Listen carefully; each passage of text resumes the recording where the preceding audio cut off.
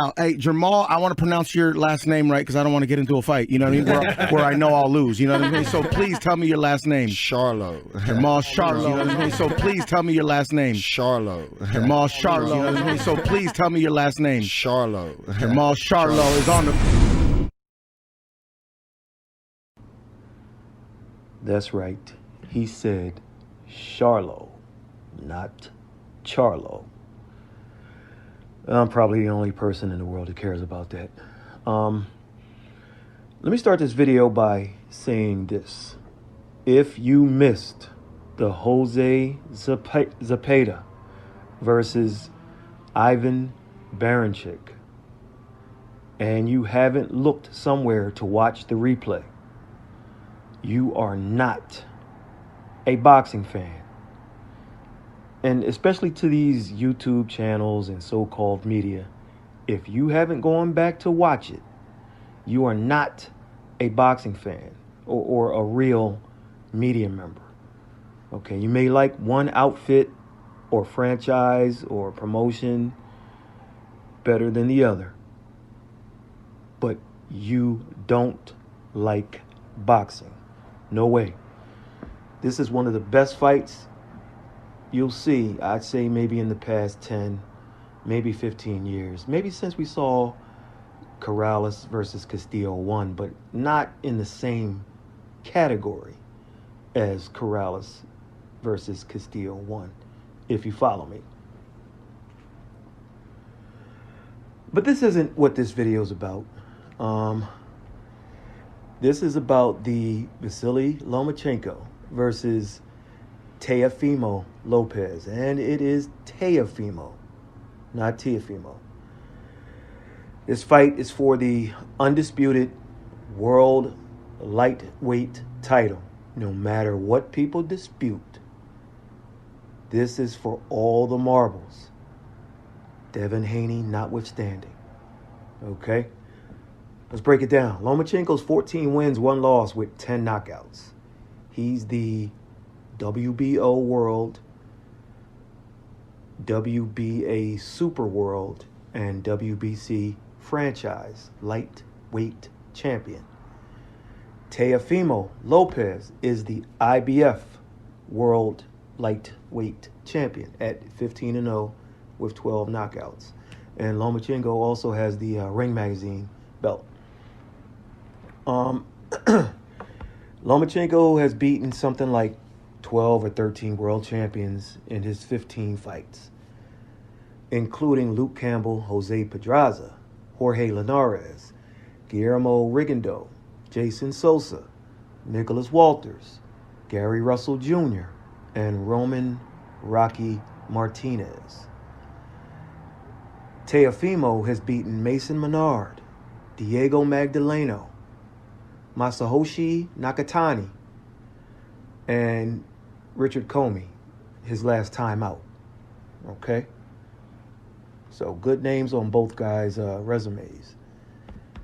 Now this fight will take place Saturday night at the Bubble at MGM Grand in Las Vegas.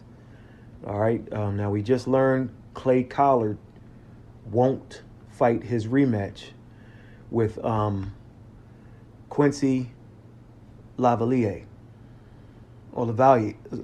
excuse me, due to him, meaning Collard, testing positive for COVID-19. So Quincy is now going to face, I read it somewhere. When I read it, I'm like, man, you might have been better off fighting Clay.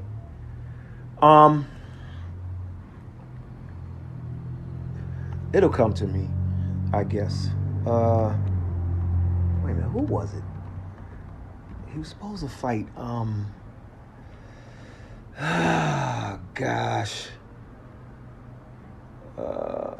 Clay. Lavalier was supposed to fight. Anyway, if you go to the fightjournal.com, there's a press release or something on the website. So,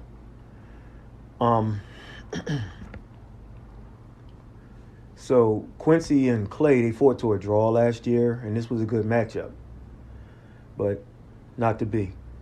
The card has some nice names on it. You got Alex Saucedo taking on Arnold Barboza Jr., and then you have my man Linnell Bellows trying to become the first man to extend Edgar Berlanga past the first round.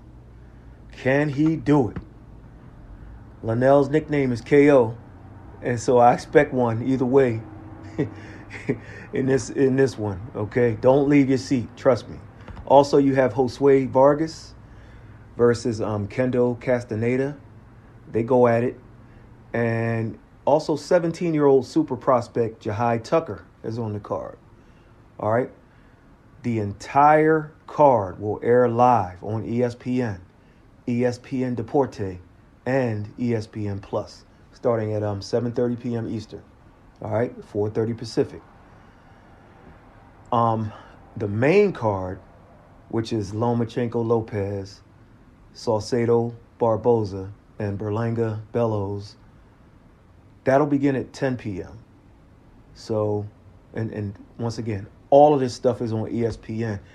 The undercard was supposed to be on ESPN Plus, but the football game got canceled. Who was it? Florida? Was it Florida? It's not Florida and Georgia. Well, whatever the game was, it got canceled. So now they're like, hey, we might as well show the whole card on regular ESPN, so that's a bonus. You get a treat this weekend. All right, back to the main event. So, Lomachenko has experience, hand speed, and footwork working for him in this matchup, okay? However, most of the advantages here go to Teofimo, okay? He's got the youth, the size, the power, the height, and the reach on Lomachenko. And I suspect he's going to attempt to bring all of those advantages into play. I think the layoff also plays into the younger guy's advantage, okay?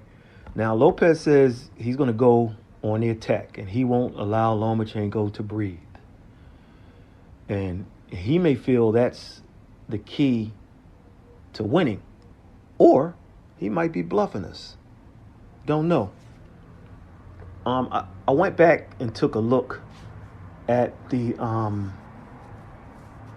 Lomachenko versus Linares fight. It came on television last week, and then they showed it again this week, which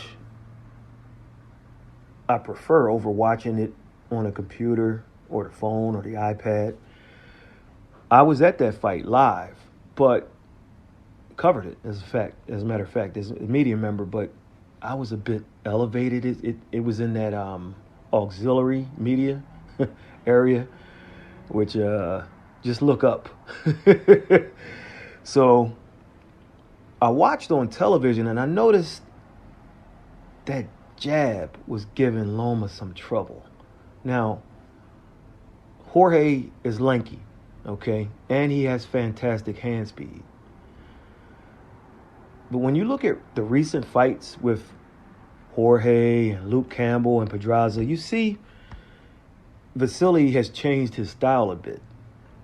Okay, he's employed more of a come forward style, but one that's also got him touched up a lot more. Okay, he's gotten touched a lot more. And while some people may attribute that to age, I'm looking at his legs. And my question is, has age taken his legs? Because when he fought Rigo and Sosa and Walters, I saw the best movement I've ever seen in decades of watching boxing. I guess since the 70s. But you always go back too and look at other fights. I mean, his trademark is his footwork. But we haven't seen that guy lately. And I wonder if we ever will. Okay, more on that later. But as he's fought these bigger guys, well, I'll get into that later. In my opinion, I think with all the speed and power and movement Lopez has, his best chance to me is another course of action. Okay, more on that in a minute. So what does each fighter have to do? Well, for Vasiliy, I think in this fight, he should bring the legs back out, or at least try. Okay, this kid he's fighting has energy and footwork of his own, and he can crack with both hands. So everyone says the danger for Vasiliy is in the first 4 rounds or so. But I don't think that has to do with Lopez's power as much it has to do with Lomachenko's age and his injuries and almost 15 months that he's been off. You understand? Loma has been he's been an active guy, so we don't know how this long layoff works combined with his age. And he kind of hinted at that, like, yo, dude, I don't know. I don't know until I get in there. This was the longest layoff of his career. He was like, I mean, I can't tell you. So to me, Lomachenko needs to survive the early onslaught. And then he needs to be careful when he's getting off. Okay, more on that shortly. This is what we mentioned a couple of times a minute ago. As the fight goes on, Lomachenko is known to turn it up. His angles and speed and accuracy take over. And the work rate is crazy. Now, I haven't seen anyone get with that. Not even Gary Russell Jr. I haven't seen anyone get with that better than Linares. That fight was fought at an extremely high echelon. I mean, Jorge gave him more trouble as I watched the replay than I remember, than I recall that evening when I was live. I mean, and I think he should he should assess what Lopez is trying to do early and then pick his moment to turn it up. If you can't move like you used to do, you can move enough to turn Teo and try to get him to reset, if you will, or what have you, and catch him between the reset. Do that Manny Pacquiao slide left hand. The way he used to throw it. He used to throw it to score, and it hurt. But if you saw, Sergio Martinez and Paul Williams, how he kind of did it, but did it with more force behind it, and maybe a little less of a slide, and he knocked Paul out cold. So now, I mentioned Lomachenko not using his footwork as much, and also mentioned how Teofimo might want another approach. To me, Teofimo should look to take advantage if he realizes Vasiliy isn't using a lot of the ring early on. That could be a sign his legs aren't where they were. This will keep Vasiliy in Teofimo's range, which will give Teo some opportunities. If Teofimo attempts to smother Loma so he can't breathe, it could work, but it likely will backfire if he forces the issue too much. Ask Nicholas Walters. Here's what I see. Teofimo is a top 10 counterpuncher in boxing, if not top 5. I mean, I'm not looking at a list or thinking of rating people. If I had to, I'd put him in the top 3. I mean, it's a gift that I don't even know if he knows how much of a gift it is.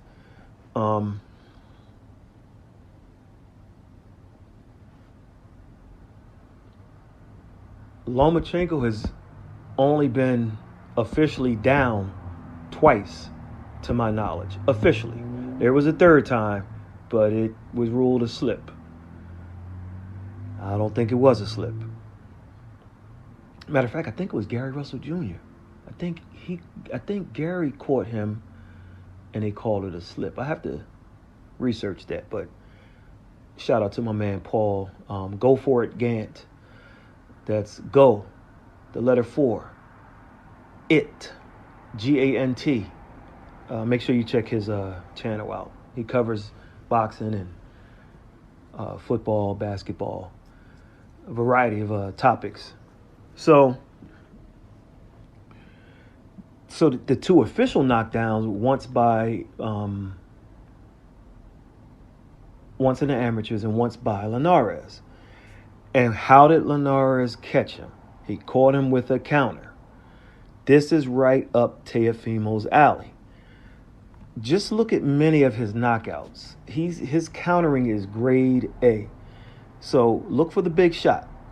It will be available for you by punching with or between Vasily's shots. Also, if you're going to have to throw some feints, Teofimo, but when you feint, you want to feint with the idea of bringing him in. So in other words, the counter punch by Linares is when Lomachenko came in, walked right into it. This could be the same scenario for Teofimo if he plays his cards right. And I mean, I've seen Teofimo walk some guys into some big right hands. Also, oh gosh, there was a point I wanted to make and I forgot.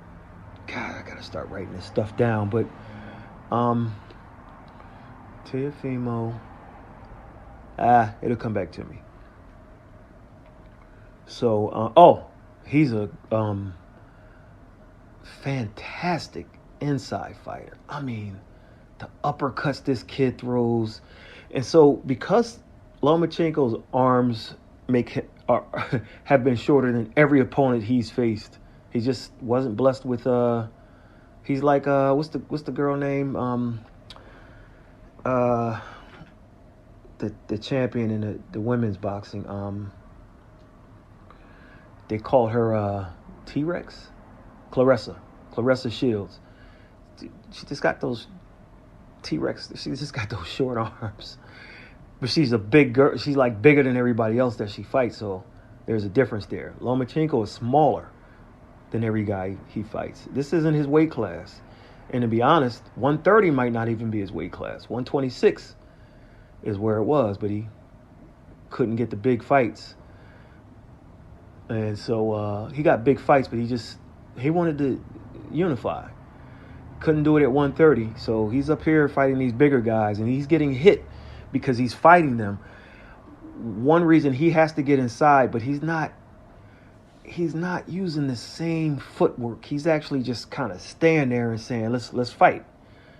And so that works in the kid's favor, the young man that he's going to step in the ring with Saturday. So how do I feel about Saturday? What do I think happens? Well, this fight is personal.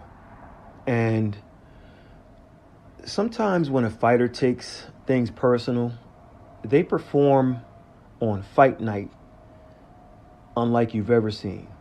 Okay? Think Carl Froch versus George Groves. Okay? The old man let him know what it was with a brutal knockout in their rematch. Remember all the antics that David Haye did against Klitschko. All right? Made the old man mad. And then come fight night, Haye said he hurt his toe and he couldn't get it done. Come on, man. How about Anthony Joshua, Dillian White rivalry, where AJ lost to White in the amateurs and he had to deal with White's rhetoric and all his shenanigans for a while until they met as pros. And it was personal. And AJ delivered a big Big knockout. All right. And it was the first bout of his pro career that AJ went more than 3 rounds. And I can get into football too. Florida State. No way. Should have lost to Georgia Tech. And the quarterback,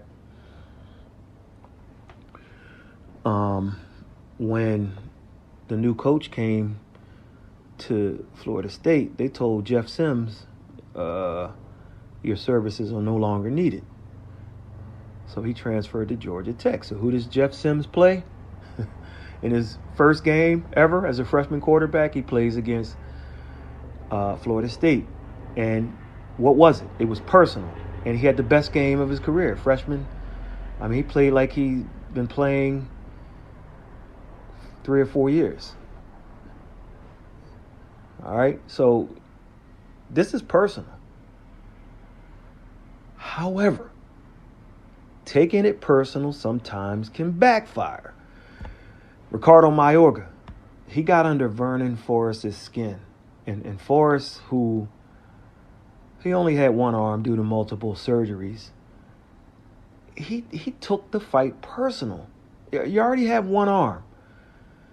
And then you decide to abandon what got you there. And you decide you're going to trade with Ricardo Mayorga, a guy who just is the last guy at that point in Mayorga's career, the last guy you want to trade with. And what happens? Forrest got dropped, and he got up. He was unsteady. The referee saw something he didn't like in his eyes, and he said, "That's it," and he stopped it. So this fight is personal. For Lopez, it always seems personal with him, every fight. And I don't think anything changes here. For Lomachenko, it's usually business as usual, but I think the kid and his father got under Lomachenko's skin. And I know people are on Twitter and why is everybody trying to read everything off of a press conference? All right, yeah, fair enough. But even so, Lomachenko didn't seem, he seemed not to be himself. And the impression is the dislike between these two is real. And I believe so. Everybody's looking at, most people that I spoke with looked at Lopez and said that he seemed, I don't know, something wasn't right. I didn't see that. I thought he was cool. If anything, I looked at Lomachenko and I saw that I had a tiger in his eyes, but his bodies just seemed tight. And so Teofimo picked up on it. And so when they said, do you want to, like when Teofimo said, Brian Kenny said something. I mean, not Brian Kenny, Tessitore said something. Was that Kenny or Tessitore? Well, whoever, Tess, I think it was Tess. So he said something, and then Teofimo was like, okay, you want us to do it now? And he started to get up. They were going to do this face-off. And they looked to Lomachenko, and he was like, nah, he wasn't with it. So if you look online, and if I can remember, I'll put it under this video. It's real short. It's not maybe about 5 minutes or so. There was this behind-the-scenes video. And so the part you didn't see on television was they showed Lomachenko walking off stage, going to his father, and his father was like, you see that? He turned it down. This was something that they both knew they were supposed to do, this stare down thing. He was like, yeah. He was like, I'm telling you, we got to him. We got to him. And he very well may have. But I wouldn't read too much into that. But Teofimo and his father, they looked at it as the first victory or another victory leading up to this fight. Because if you kind of signed on to do the stare down and you didn't do it, it's like something's up. And you could just look. Lomachenko just wasn't himself. So the consensus seems to be that Teofimo's best shot is in the first half of the fight. He'll pressure Lomachenko and may hurt him or drop him.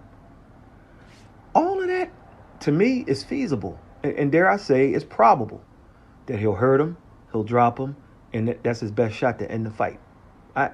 I can concur with all of that. At about the midway point in this fight, if that doesn't happen, we may be in a fight that's like 3-3 or 4-2. Either way, these judges can't trust them. So at that point, Lomachenko may have hit the canvas or have been buzzed a few times by the young man.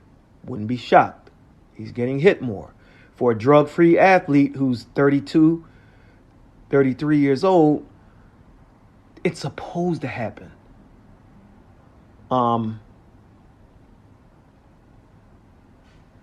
Earlier I mentioned Vasiliy hasn't used his legs in the past, which also contributes to that. And even if he does here, Teofimo has the legs to compete. Not because he is a good mover, which he is, but he's, 11 years younger than this guy? Teofimo's 23 years old. So he's got the younger legs. All right? So I simply don't think Vasiliy is going to move like he did against Walters, Sosa. I just don't think he's going to do it that way.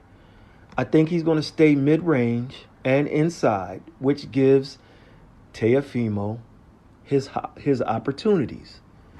Okay? It's going to be high-speed chess and very risky for Lomachenko because it can backfire with this kid. This kid is punching, man. I mean, and he can match anyone in the speed and power category in the weight class. So you just can't walk him down like you may have done guys at 126. So anything can happen at this point. Now, everyone's talking about Teofimo's inexperience. He's not that inexperienced, okay? They both have the same amount of professional fights, and Teofimo he's been at this weight longer, okay? This is his weight class, as he said.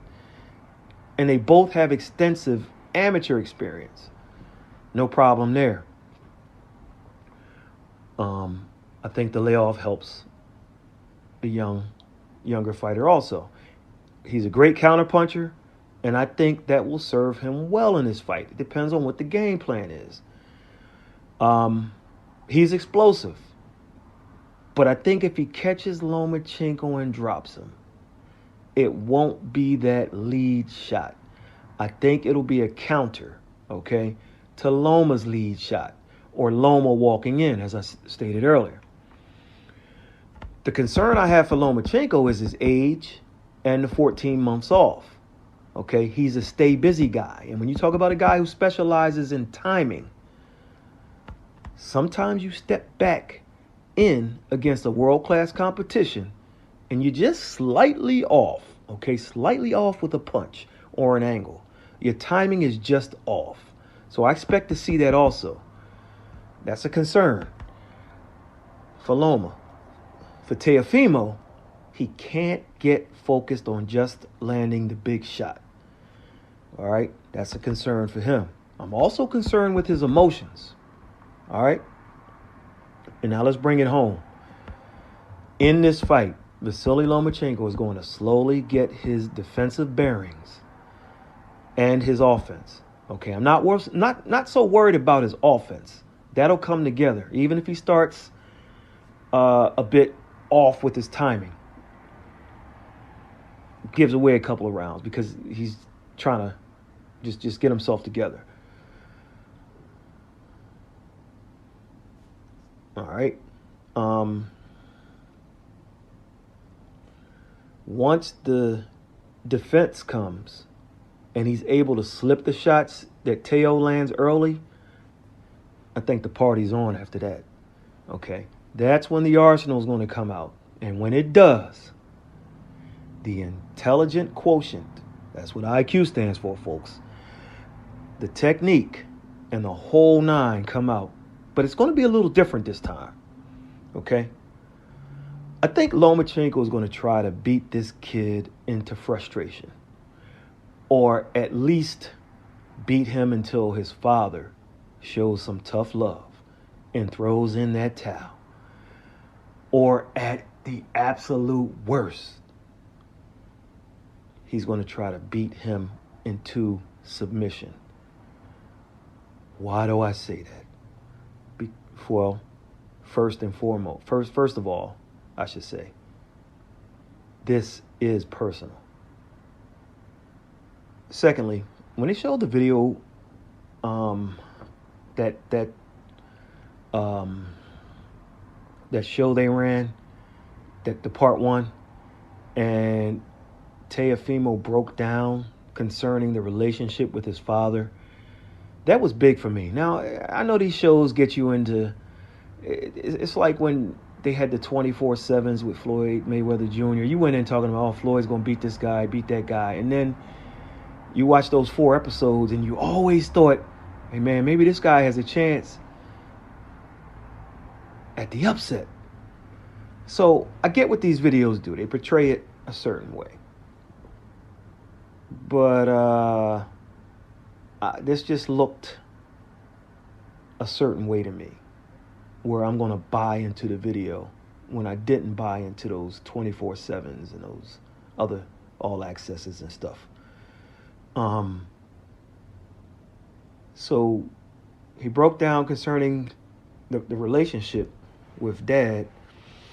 Then when he beat one of his past few opponents, he talked about there were problems in camp. And then when they asked him, well, what was it? He was like, well, I'm not going to really talk about it right now. So he didn't disclose the problems.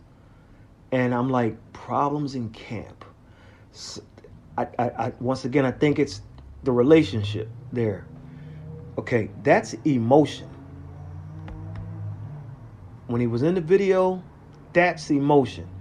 So when he gets all psyched up and is talking and making stuff personal for this fight, that's emotion. Even at the press conference the other night, there was a point, and I wish I remember exactly where. I might have to watch it again. But there was a point early on where he was answering a question, and it looked like he was about to get emotional. But he kind of he held his emotions in check. So by holding those emotions in check, that seems to suggest he's ready and he's matured. But I have to question that. I'm not sure this kid is in the right place going into this fight. I could be way off on this. And listen, I could actually be right. But he got that one-hitter quitter that will alleviate all those doubts. So that's not to say I'm wrong if he just goes out here and blasts Lomachenko out. But if he doesn't, I'm going to claim that I'm right, even if I'm not. Because I just don't know if he's in the right place. The saving grace for this kid, and remember this, a couple of things. First of all, there are not going to be a lot of fans. Okay? I think that calms him down emotionally. Secondly, this fight is not going to be in New York in front of a lot of fans. So there are going to be less than 500 people at this fight. I believe 250 medical personnel, like firefighters or first responders or what have you. The Bob father, Bob Arum, invited them. So, and half of them might not be boxing fans, but as they watch the undercard fights and warm up and understand what's going on, I think by main event time they'll know what it's hitting for. They'll know what it is. There was one more reason and I can't remember. I gotta start writing this stuff down. There's not gonna be a lot of fans. It won't be in New York. Oh, and if this fight would have taken place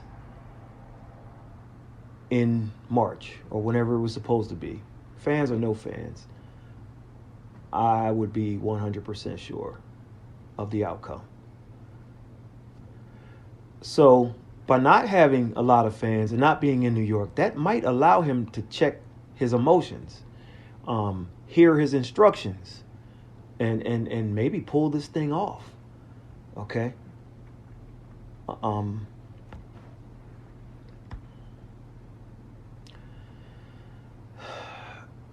I just think this kid is going to have some kind of episode in the ring where the emotions, whether it be of the relationship with his dad or whether it be the frustration of taking this thing personal or whether he's just simply being outclassed by the old master, all of this or some of it or one of them, I think, or a combination, I'll say a combination, will all come to a boil.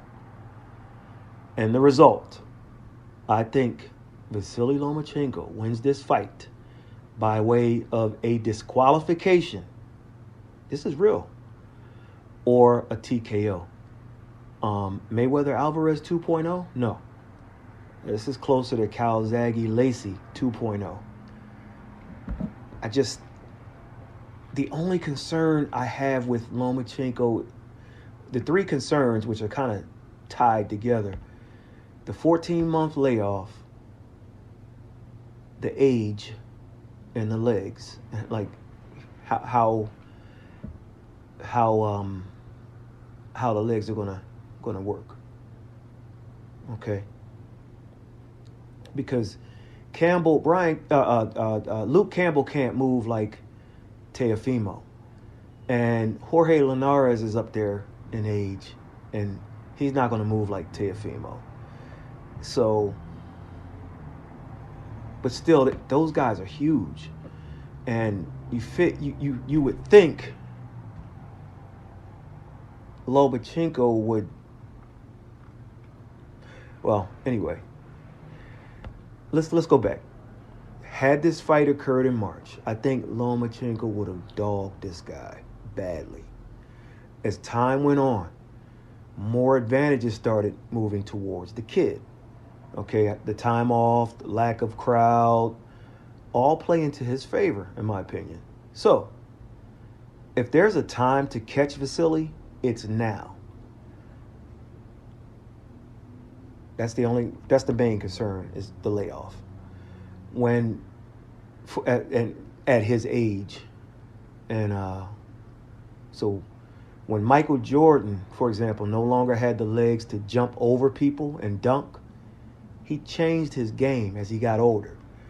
This may have been what happened with Lomachenko in the Linares and the Campbell fights.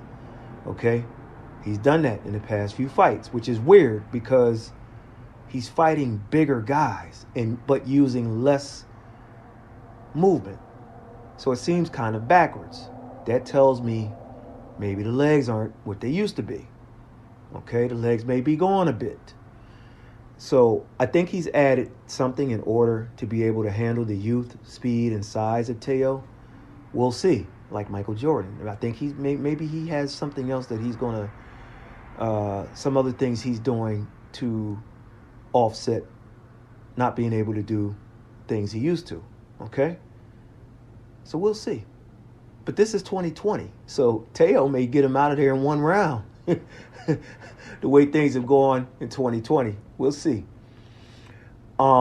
This fight can either be a lesson if it plays the way I think, or it could be a beating that ruins a young man's career. I think it could get that bad if Lomachenko is on his A game. If he's on his A game, nobody beats him. I don't care. Well, let me check that. If he's on his A game, Teofimo won't beat him. But at this age, if he's on his A game, if you listen to the videos in the past, you know I've said Lomachenko would lose sometime in his next few fights. Okay? I said that over a year ago. Maybe it's here. Maybe this is the fight. But I'll let you in on a secret. My thought when I said that at the time is that Devin Haney would solve the puzzle, and I thought it would be in late 2021. Devin Haney, too big, equal speed, great footwork, young, great punch selection. I'm just tossing that in at the end because I'll state it again, Vasiliy may be the best boxer I've ever seen. But I think I'd take Devin at this point in their careers. All right, so to be clear, I'll go Lomachenko winning by disqualification. That's real. I want the points on that if it happens. Or TKO. All right, we catch you guys on... make sure to check out the weigh-in, 5 o'clock p.m. Friday afternoon Eastern Time on ESPN 2. And I guess they'll have to do the face-off then, right? Catch you later.